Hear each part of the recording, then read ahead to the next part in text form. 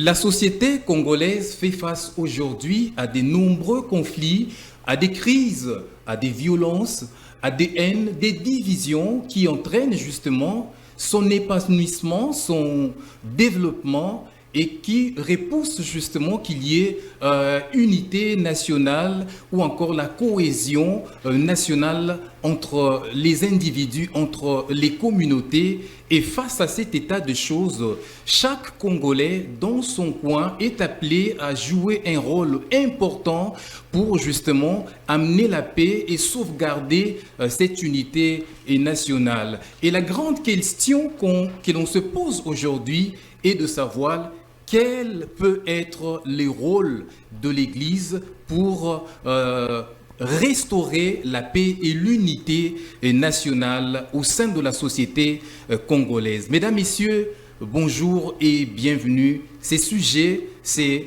à analyser aujourd'hui dans le cadre de cette émission et paramètres. Et sur ce plateau, je ne suis pas seul, je suis accompagné de ma co-présentatrice Ida Maloba, à qui je salue. Ida, bonjour. Bonjour Nico Kassanda, comment allez-vous? Très bien, merci. Et vous-même?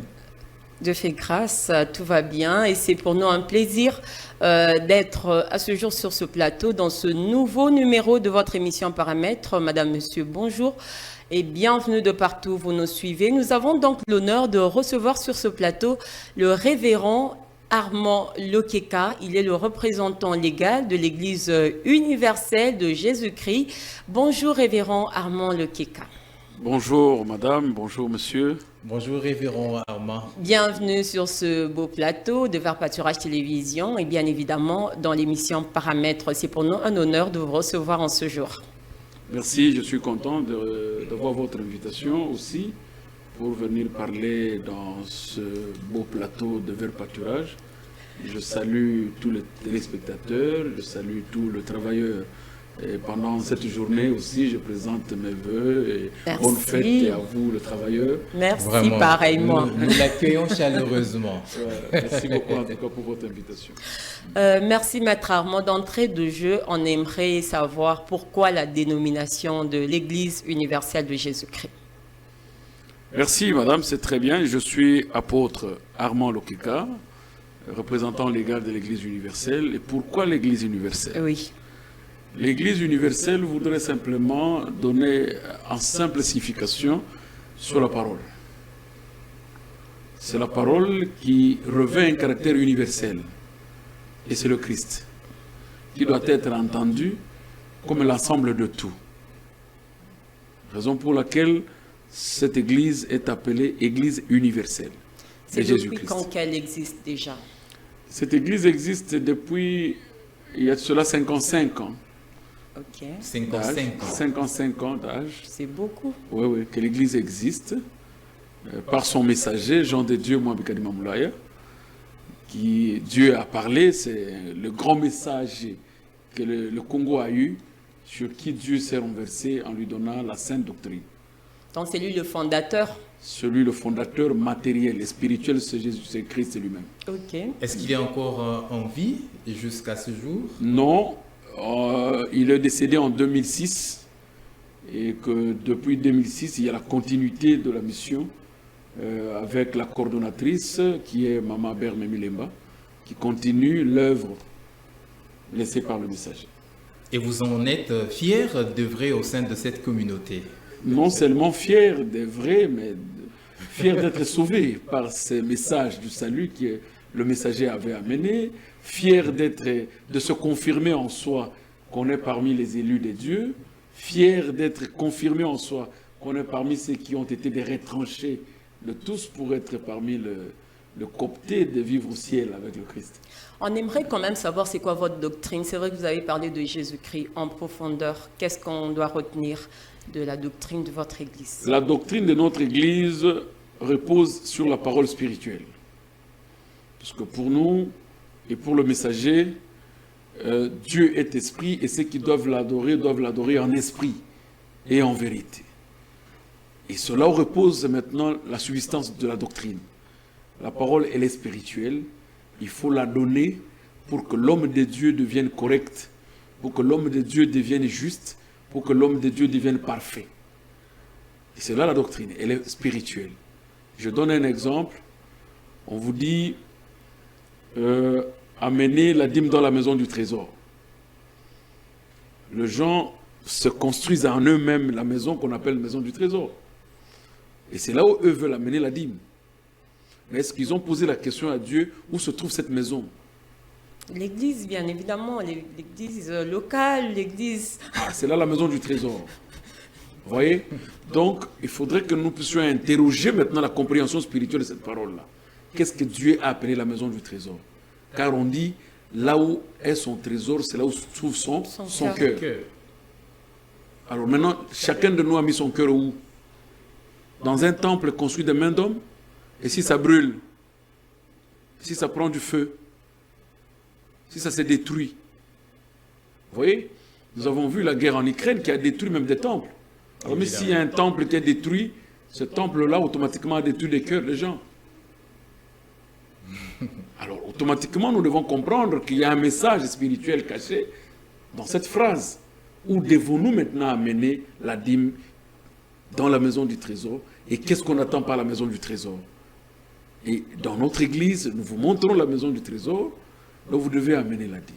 Et quand vous l'amenez, quel est le comportement à afficher pendant que vous amenez la dîme? Nous vous le montrons, selon les Écritures, et on amène ça dans la compréhension pour que l'homme devienne parfait. Et dans votre église, selon vous, quelle est cette maison? C'est la question que j'allais poser. Ça n'a été qu'un exemple pour vous démontrer en quoi réside la parole spirituelle, le sens que Dieu donne aux Écritures qui doivent être interprétées spirituellement. Parce que quand nous disons la maison du trésor, c'est là où l'Éternel fait résider son nom. Et quand l'Éternel a fait résider son nom, est-ce que Dieu peut faire résider son nom dans un temple construit de mains d'hommes? Il a refusé dans la Bible que l'Éternel, notre Dieu, n'habite pas dans les maisons faites de mains d'hommes. Alors, c'est-à-dire qu'il y a une maison que l'on fait avec des mains d'autres qui ne sont pas les mains d'hommes. Quelle est cette maison là où l'Éternel doit résider? Nous disons, la maison que l'Éternel doit résider, c'est en moi, par exemple. Et si c'est moi qui suis la maison du trésor, le 1/10, je devais l'amener où? Vous allez l'amener chez moi? Est-ce que chez toi, Dieu n'est pas? Est-ce que chez l'autre, il ne l'est pas? Qu'est-ce qui a dit que Dieu doit être seulement chez moi et chez toi, il ne peut pas être? Alors si moi je vous prêche chaque matin, c'est pour faire asseoir qui chez toi? C'est pour faire asseoir c'est Dieu qui est chez moi. Quand je vous ai déjà fait asseoir ce Dieu-là, vous laissez votre Dieu là-bas, vous ne lui donnez pas la dîme, vous m'amenez moi qui suis ici? Ça pose un problème. C'est que jusqu'à preuve du contraire, la personne ne s'est pas encore identifiée que Dieu peut être en lui. Et on dit quand vous amenez la dîme dans la maison, là où l'Éternel a fait résider son nom, comment vous devez faire? Vous lisez, on vous dit, en Deutéronome, on vous dit, vous allez manger la dîme. Et que cette dîme t'apprenne à craindre Dieu. Et la conséquence, c'est quoi? L'Éternel bénit tous ceux qui le craignent. C'est alors que tu seras béni. Alors, ce que nous faisons aujourd'hui, nous disons aux gens, non, oui, certes, c'est la compréhension des maisons qui sont fabriquées par les mains humaines. Ce que vous voulez dire, c'est que chacun doit manger sa propre dîme, quoi. Ce n'est pas moi qui le dis, madame. Le jour viendra où vous m'appellerez, nous allons parler spécialement de la dîme, mais ça, ce n'était qu'un exemple. C'est la Bible qui le dit en Deutéronome. Si l'Éternel Dieu te bénit et que les lieux qu'il a fait résider son nom est très éloigné, vends ta bénédiction, prends l'argent, serre dans ta main. Et quand tu arrives au lieu où l'Éternel a choisi, là où l'Éternel réside, tu achètes tout ce que ton cœur va désirer. On dit, tu mangeras ta dîme. Mais ne laisse pas le Lévite qui sera à la porte, car il n'a ni part ni héritage. Mais on n'a pas dit que tu vas donner au Lévite. Et on conclut en disant que ta dîme là t'apprenne à craindre Dieu. Alors, quelle est la dîme qui apprend quelqu'un à craindre Dieu? Si tu as $1000, tu enlèves $100, tu donnes à un pasteur. Les $100 peuvent t'apprendre à craindre Dieu? Comment un $100 peut devenir une prédication à quelqu'un pour qu'il craigne Dieu? Tu viens de déposer la dîme en sortant de là, on te voit, cette femme craint Dieu. Où?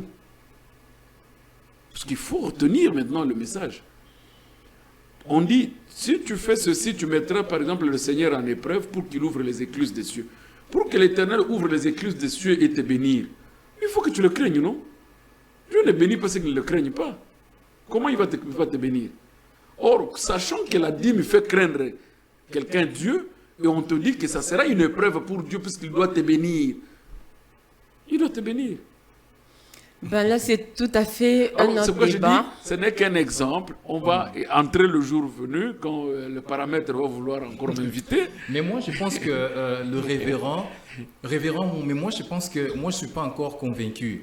Et donc, si moi, je ne suis pas convaincu, c'est qu'il existe également des milliers de téléspectateurs qui nous regardent, qui ne sont pas encore éclairés par rapport à la question. Oui. Justement, ils ne sauront pas être éclairés dans le peu de temps. Ils ne sauront pas être éclairés dans le peu de temps. Puisque c'est de toute une chaîne de démonstrations qu'il faut faire. Parce que même Paul, dans ses Écritures, il dit dans 1 Corinthiens chapitre 2, il dit ma parole et ma prédication ne reposaient pas sur des discours persuasifs de la sagesse, mais sur une démonstration d'esprit et de puissance. Donc il faudrait faire une démonstration d'esprit. Et la démonstration, c'est un assemblage de choses. Donc il faut réellement créer une chimie spirituelle. Il faut démontrer. Pourquoi vous arrivez à une conclusion de dire que non, ce n'est pas l'endroit approprié d'amener la chose que Dieu demande. Il faut démontrer. Alors si quelqu'un veut être convaincu, ce n'est pas une émission d'1 heure. Hein? Voilà. Le Seigneur en a fait plusieurs temps avec ses disciples et il arrivait jusqu'au bout, les gens ne le comprenaient presque pas. Donc pour comprendre, ce n'est pas d'emblée que quelqu'un dit non, il reçoit le Seigneur, il dit j'ai reçu, et on te dit tu es sauvé. Non. Alors parlons justement du fonctionnement de votre communauté. Comment elle fonctionne-t-elle, l'Église universelle de Jésus-Christ? L'Église universelle de Jésus-Christ, c'est une église organisée. Je vous ai dit, il y a 55 ans d'âge. Certes, après la mort du messager, ce qu'il y a eu, vous voyez, quand on frappe le berger, les brebis sont un peu dispersent. En désarroi, mais l'Église se reconstitue parce que c'est un corps. Et administrativement, l'Église est organisée. Spirituellement, avec les principes de la doctrine, l'Église très bien organisée, très bien assise. C'est une Église de missionnaires, à tel point que, sur le plan de la doctrine, nous avons une autorité spirituelle, qui aujourd'hui, c'est la coordonnatrice de la chefferie spirituelle, qui est notre maman, et nous avons la représentation légale qui existe, dont je suis le représentant légal, et chez nous, nous avons la première structure ou institution suprême, c'est le bureau suprême qui gère le monde entier.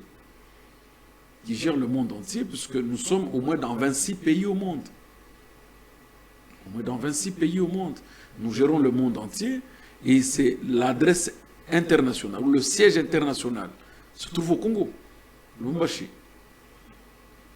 Donc, les États-Unis, la France, la Suède, tout ce pays-là, et les 9 pays limitrophes du Congo, en Afrique, on n'en parlait pas, sont gérés sur le plan international par l'Église, par son siège international qui est au Congo, par une charte internationale de l'Église universelle de Jésus-Christ. Mais apparemment, votre église n'est vraiment pas connue, surtout ici à Kinshasa. C'est rare d'en entendre parler. J'étais à Lubumbashi, oui, c'est vrai que j'entendais quand même parler de votre église, mais ici à Kinshasa, pas vraiment. Cela serait dur, quoi. Oui, le problème, c'est que nous vivons à un moment donné le parabole du Christ, qui a dit, quelqu'un est allé dans un champ, il a trouvé des précieux, et il l'a gardé. À un moment donné, c'était comme ça, les gens étaient trop jaloux du salut qu'ils ont obtenu par cette parole. Les gens étaient trop jaloux de leur bonheur qu'ils ont obtenu, de la paix qu'ils ont obtenue par cette parole. Et c'était à un moment donné, quelqu'un avait du mal même à en partager avec sa propre famille. Puisqu'on dit, le salut, le royaume, il faut en être jaloux de ça. Mais reconnaître l'Église, dans le cadre d'évangélisation, nous avons 52 paroisses dans la ville de Kinshasa. C'est-à-dire que l'Église existe. Mais il y a un problème de publicité, un problème de marketing, de campagne. Là, notre Église est très jaloux de sa doctrine. Très jaloux comment? Il faut propager. Oui, c'est la bonne nouvelle, on ne peut pas la garder pour soi. Oui, la bonne nouvelle pour les destinés. Parce qu'il y avait un moment donné, celui qui amenait la bonne nouvelle disait aux gens, ce que je disais n'était pas destiné, ce que je vous dis n'est pas destiné à tous, c'est à vous. C'est que Jésus lui-même faisait un distinguo entre la foule et les destinés. Et c'est dans cela que résidait la jalousie. Mais pourquoi tu ne nous as pas dit ça en public? Il dit non, non. Il n'a pas été donné à tout le monde de comprendre et d'entendre ce que vous entendez. Ah, il y a des choses que le privé doit entendre et la foule doit entendre. Parce qu'aujourd'hui, si nous vous disons que nous pouvons faire de la campagne, on dit on veut remplir le stade de martyrs. On veut que les aveugles viennent, que le boiteux vienne marcher, que les femmes stériles viennent prendre des enfants. Ah, on dit, oh. Comment on peut donner un enfant à une femme stérile qui n'a pas Dieu? On se pose la question. Mais avant d'obtenir l'enfant, il faut qu'il reconnaisse le Christ. Même Bartimée, il a reconnu le Christ. C'est-à-dire qu'il a été enseigné du son et du passage du Christ, malgré qu'il était aveugle. Et si tu entends quelqu'un passer avec un tel vent, celui-là, le Christ, lui, il a été enseigné. Quelqu'un qui n'a jamais été enseigné ne peut pas crier Jésus, fils de Nazareth. Il ne peut pas. On ne peut pas donner le salut à tout le monde. Il faut d'abord que les gens soient enseignés pour obtenir les enfants, pour obtenir les guérisons. Mais il n'y a pas ceux qui peuvent l'obtenir par grâce. Si on prend l'exemple de la femme samaritaine, c'est à peine qu'elle venait de rencontrer Jésus, mais elle avait reçu son salut. Non. Vous savez, la femme samaritaine n'a pas obtenu le salut puisqu'il n'a pas suivi le Christ. Il n'a pas obtenu le salut. Il a servi de pont pour que les gens viennent voir celui qu'on appelle le Messie. Et ces gens-là lui ont dit, nous sommes venus ici, ce n'est pas plus que tu nous as dit. Les Samaritains, est-ce que quand Jésus est parti, il l'a suivi? Bon, est-ce qu'il est utile à quelqu'un de rencontrer le Christ pour ne pas le suivre? Or, la vie appartient à qui?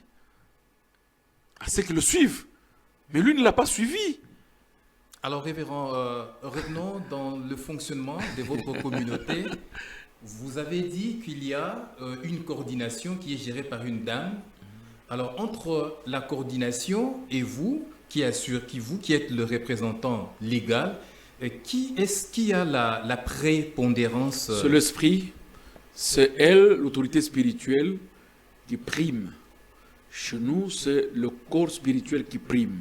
C'est l'autorité spirituelle qui est premier. Donc, on peut dire que c'est elle qui gère l'Église. Elle est en train de... Elle gère l'Église sur le principe du gardiennage de la doctrine et des principes spirituels.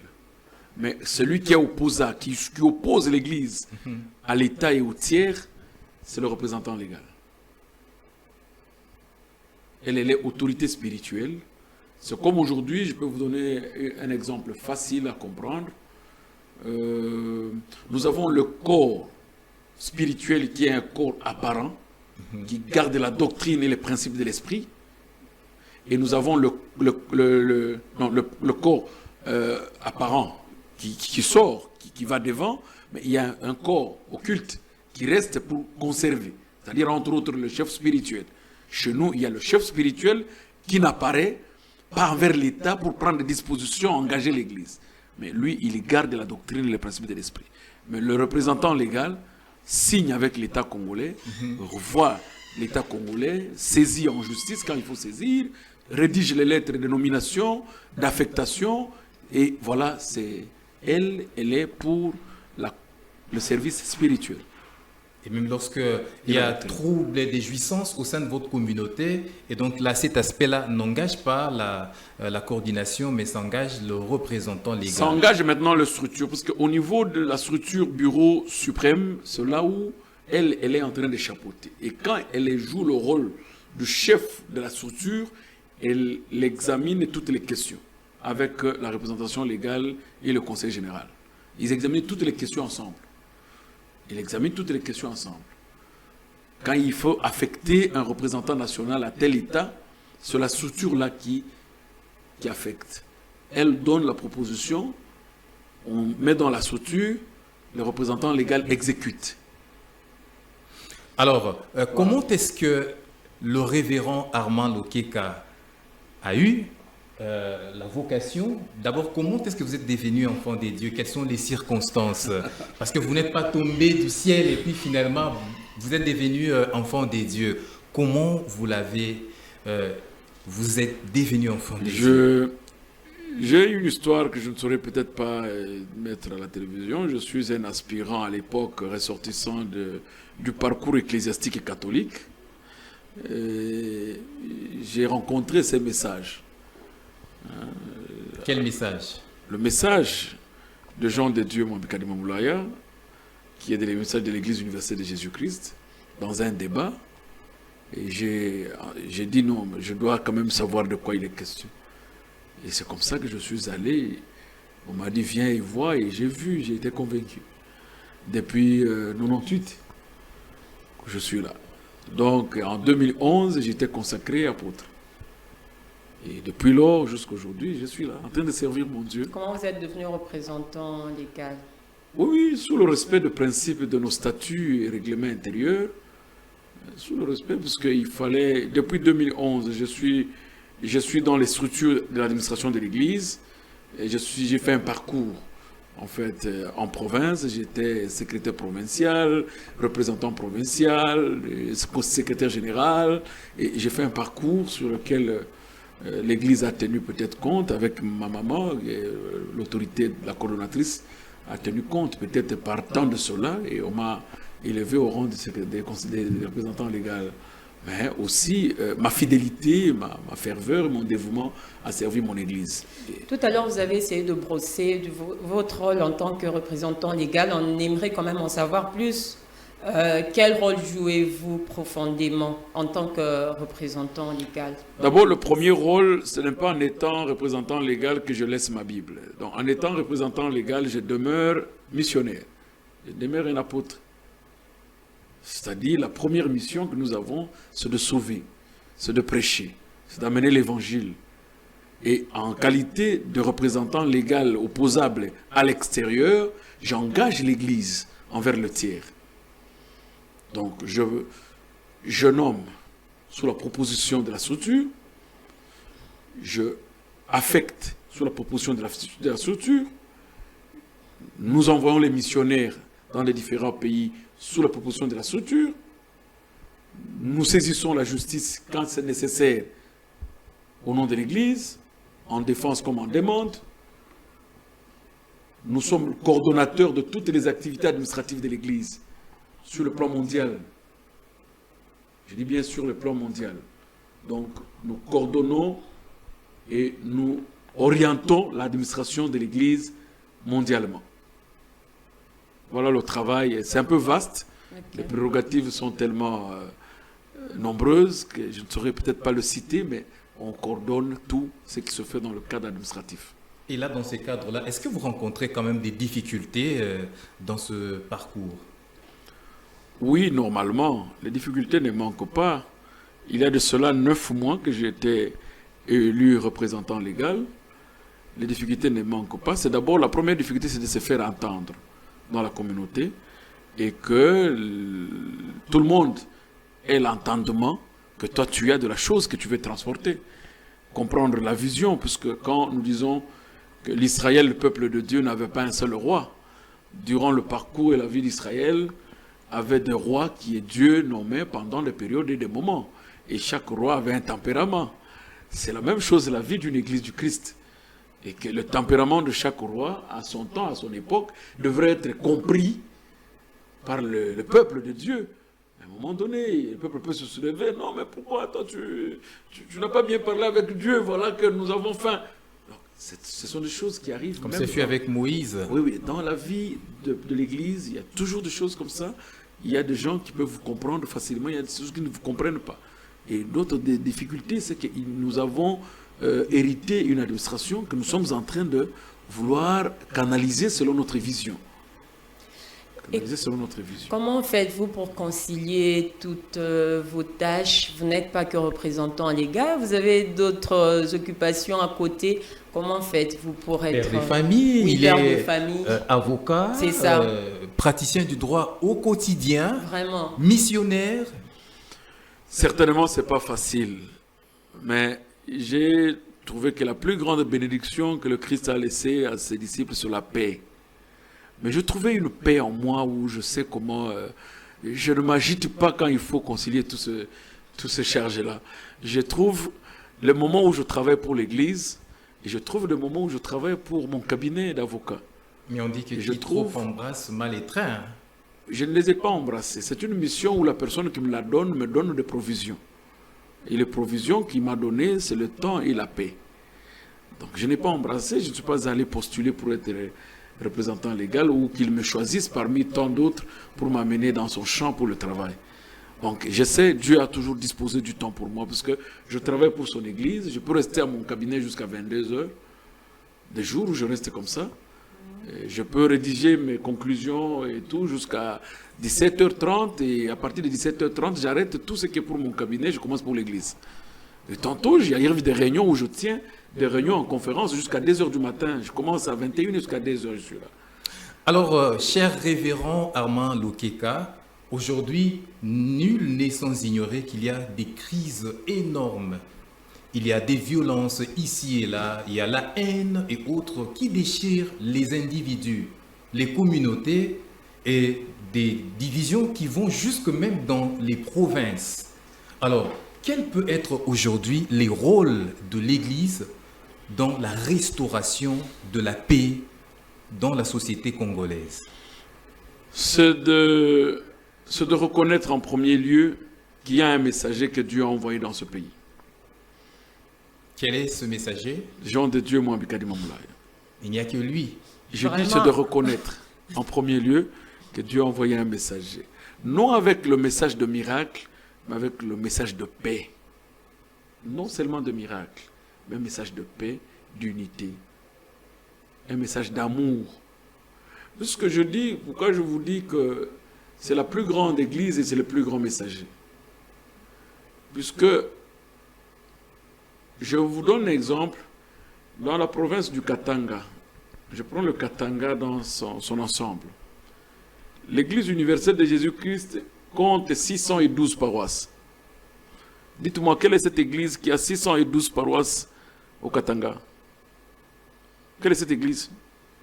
Rien qu'au Katanga et ailleurs. Je n'ai prélevé. Même ici à Kinshasa, nous avons 52 paroisses. Quelle est cette église? Mais cela dépend aussi, dépend aussi du nombre des fidèles au sein de l'église. Je veux y arriver. Je veux y arriver. Prenons même la catégorie si l'on a même ne fût-ce que 100 ou 150 disciples par paroisse. Même 100. Allons dans cette statistique-là. Vous arrivez dans toutes les provinces de la RDC. Le Maniema, nous avons 518. C'est où? Nord Kivu, je n'en parle pas. Nous venons de consacrer 2599 apôtres missionnaires qui doivent être éjectés et affectés dans le monde. 2593 apôtres. Au mois de mars, 2593 pour Bukavu, simplement. Alors, c'est pour vous dire que si le peuple de Dieu prendra conscience de reconnaître que ce pays n'est pas un pays abandonné par Dieu, et c'est un pays que Dieu a toujours vu et il a envoyé un message. En dépit de tout le message, on ne renie pas d'autres messages. Mais le grand messager qui a amené le message d'amour, d'unité, de paix, c'est le nôtre. Là, c'est selon vous, parce que d'autres serviteurs des dieux diront les contraires de ce que vous Nous sommes toujours censés de dire les contraires sans comprendre le contraire que nous disons. Les serviteurs de Dieu se contradisent même sur un verset. Mais est-ce qu'ils comprennent la contradiction qui se crée? On vous dit, aimez-vous les uns les autres.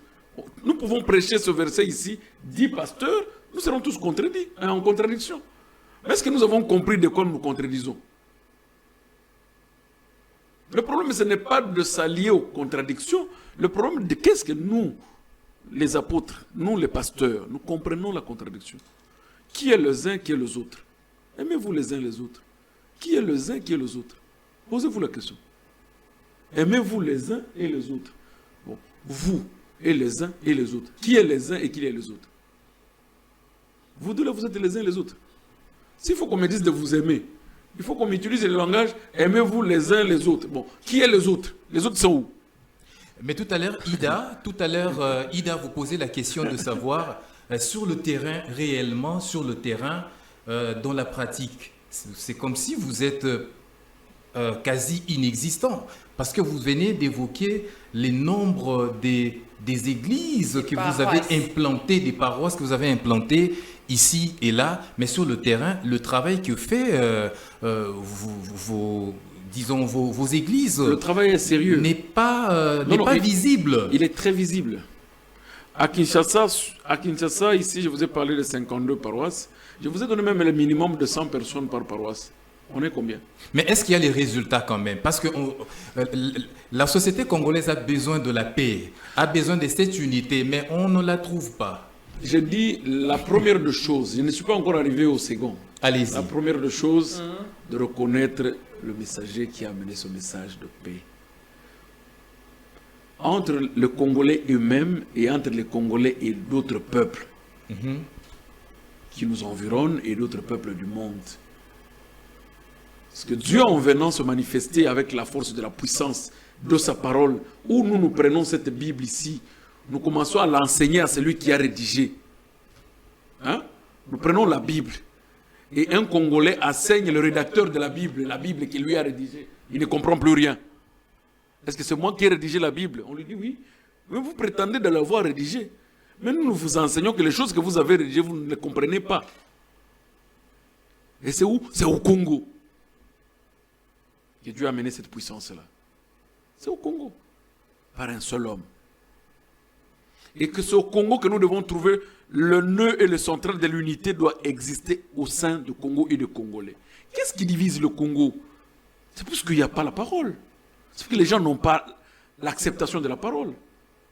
Quel genre de parole? La parole spirituelle. Parce que dans la parole charnelle, il y a des divisions. Ceux qui adorent Dieu en chair, la conclusion c'est qu'ils adorent Dieu en mensonge. Ceux qui adorent Dieu en esprit, en conclusion c'est qu'ils adorent Dieu en vérité. S'il y avait la vérité, il y avait la parole spirituelle, il n'y aurait pas de division. Il n'y aurait pas de division. Donc la parole n'a pas encore pénétré les cœurs. La parole n'a pas encore pénétré et les gens n'ont pas encore pris conscience que là où ils sont en erreur.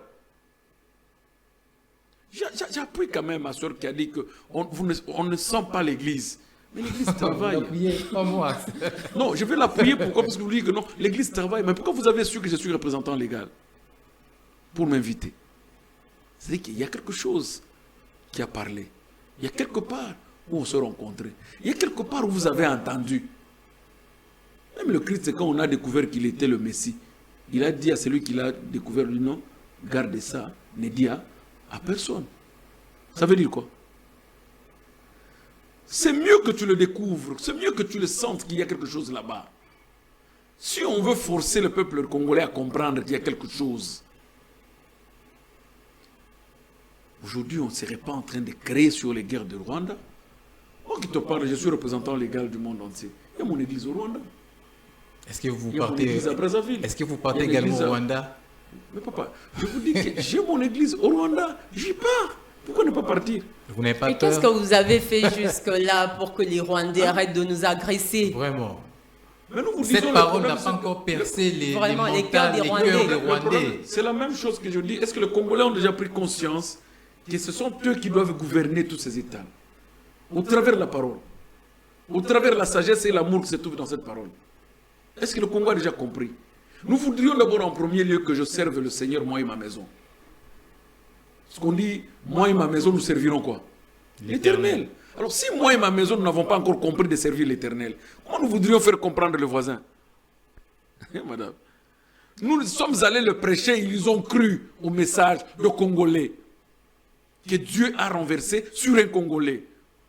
Et ils adorent.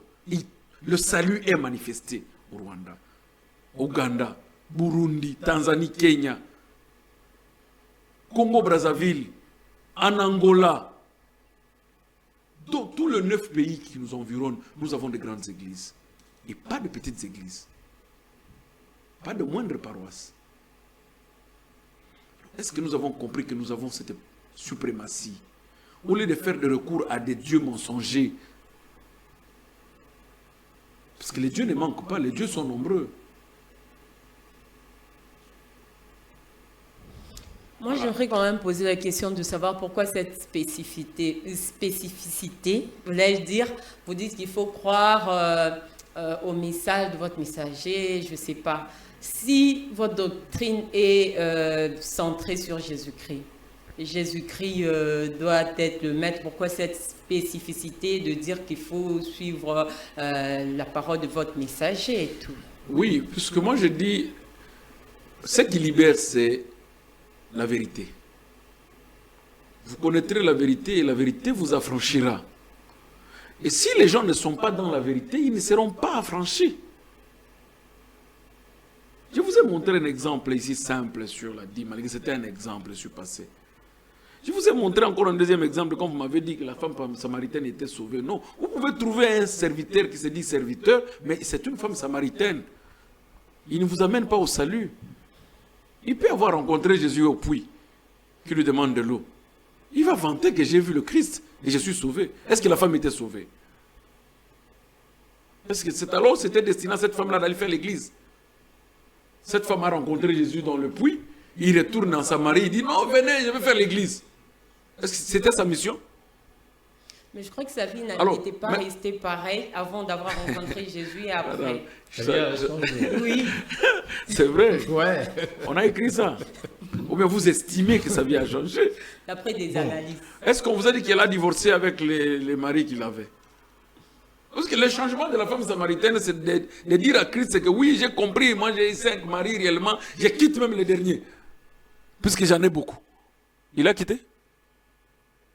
La première des choses, la dame n'a pas renoncé à son comportement pour le polygamie ou pour les polyandrie. Il n'a pas renoncé d'avoir plusieurs hommes. Il n'a pas renoncé. Mais quand on rencontre quand même Jésus, on ne reste pas la même personne.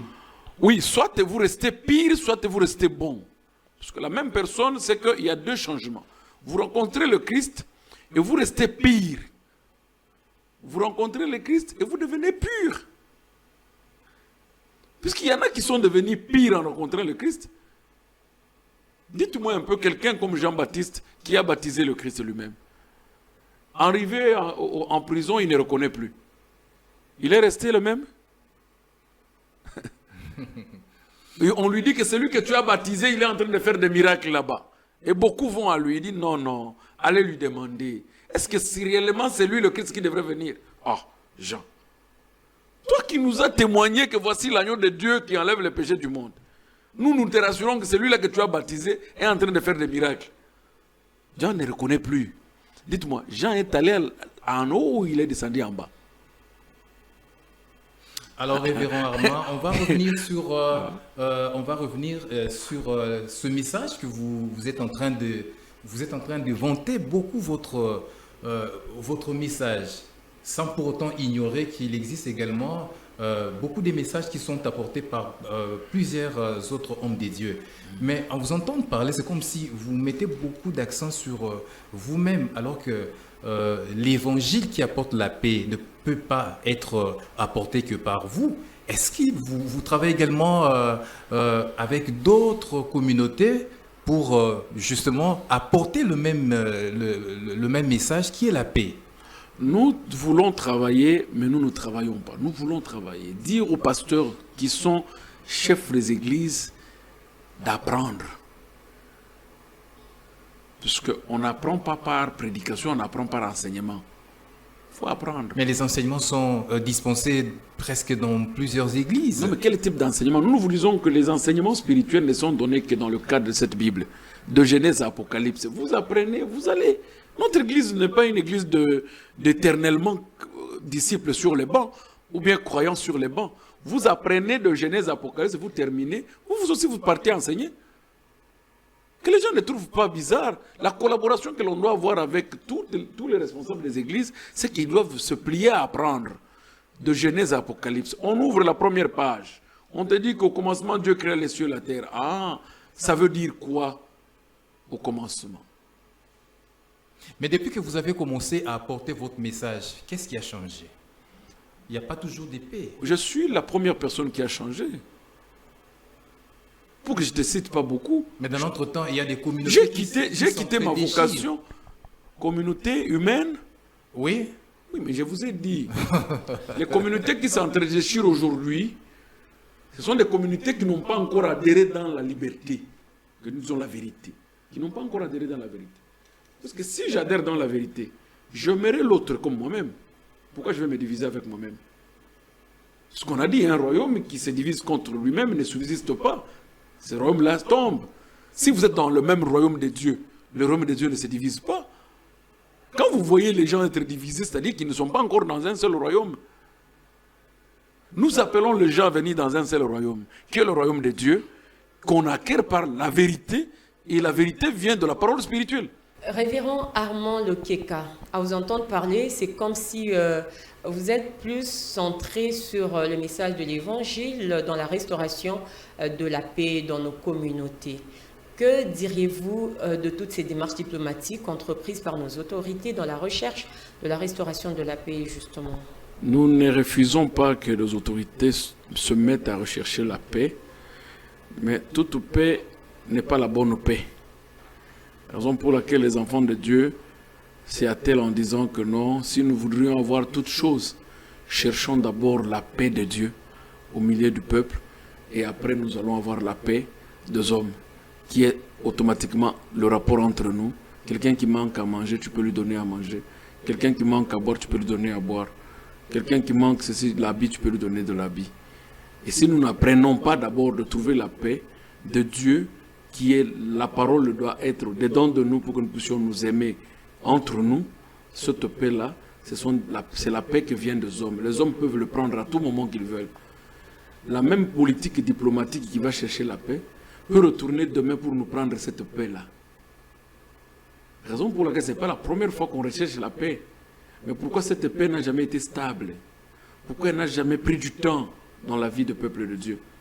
C'est plus que c'est une paix que les hommes donnent. Et les hommes eux-mêmes peuvent le prendre quand ils veulent. Raison pour laquelle tu verras le Christ dira, je vous donne la paix, je vous donne ma paix.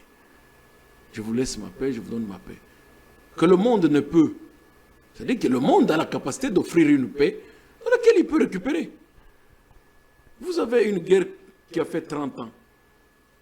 Comment on est en train de réfléchir sur les arrangements, les négociations de la paix qui ont eu lieu.